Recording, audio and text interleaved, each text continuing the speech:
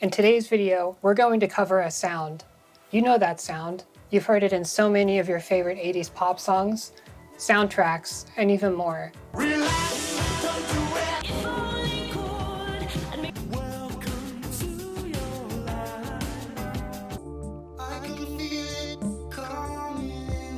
I don't know about you, but I think those example songs speak for themselves.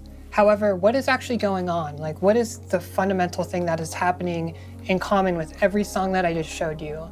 And the fundamental thing is a thing called pedal point. Okay, so what is pedal point exactly?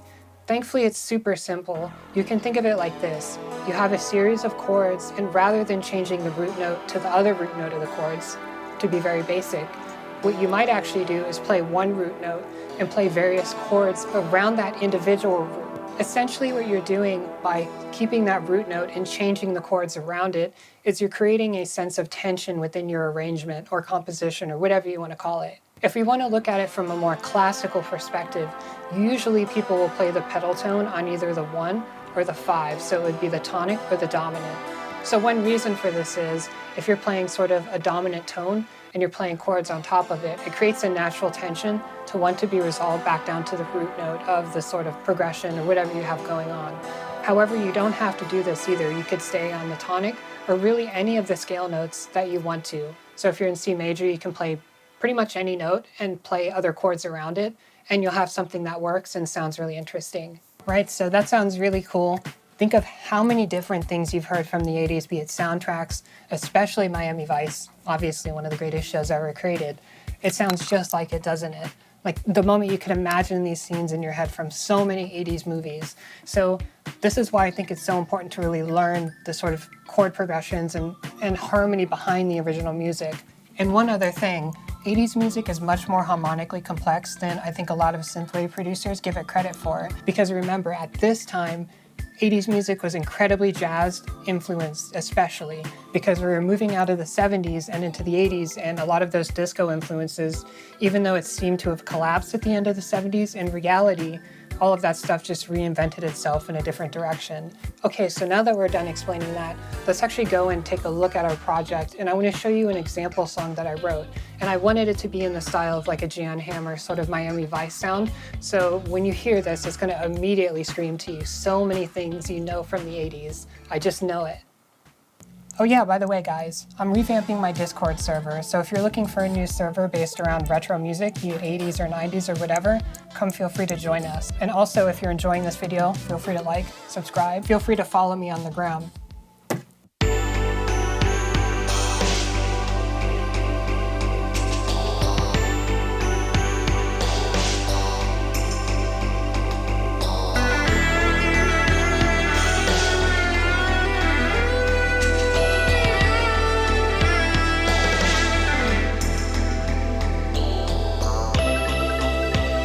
So when you hear this progression in a full sort of arrangement, now you can see how powerful it is when we add other instrumentation around it.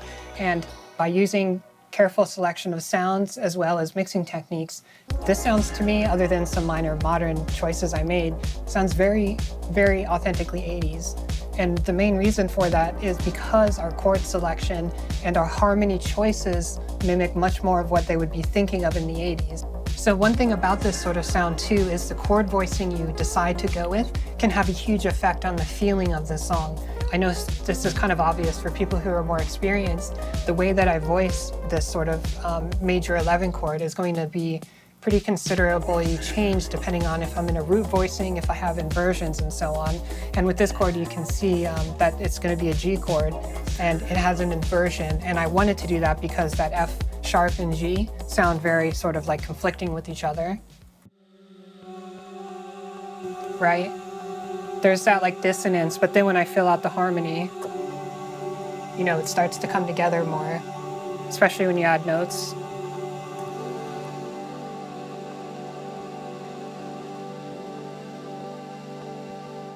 And with this, we're just changing between two different chords that have similar characteristics. It doesn't matter so much what's going on, but just the idea we have this sort of alternating between two chords that feels much more upbeat and sort of inspirational. And within the arrangement, when I change the pedal tone down, the sort of harmony changes and creates a juxtaposition from the beginning, right? And so what's really going on here is we're creating a dramatic shift by moving it down a minor third. And when we do that, you notice there's a huge tone shift within the arrangement. And we have this guitar lead that's brought in, played like very Jan Hammer style, and it creates more drama, and you feel like something is happening. There's like, some drama in some sort of scene in a video or Miami Vice or whatever. One thing that's not to be ignored, obviously, is my choice of sound. So this is going to be super important as well to getting an authentic 80s sound, but this isn't what that video is about. Is it going to be worth it? Maybe. Let me know in the comments below if you want me to show you. Now, one other thing about the bass, right? You hear that I'm just doing a very simple example of like, but it doesn't have to be the case. As long as your bass line is rooted in that whatever note you want to set it in, which in this case would be G, you can play all sorts of bass riffs with it, but we're still sticking to the main sort of feel.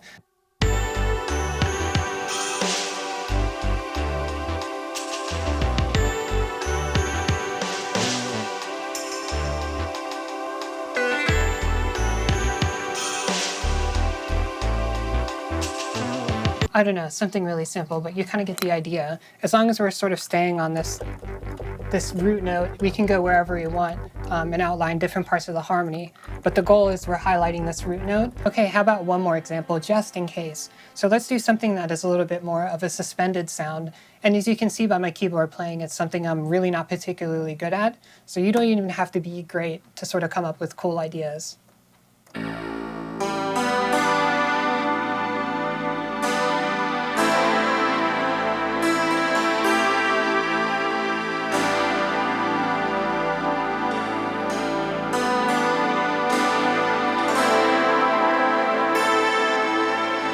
Right? It sounds so cool and it's so simple. You guys have to start using this. So it looks like you made it to the end. Thank you all so much for taking the time to watch this video. I hope you found it useful and informative, and I would love to see what kind of things you end up doing with it. Anyways, thank you all so much for watching, and I'll see you in the next video.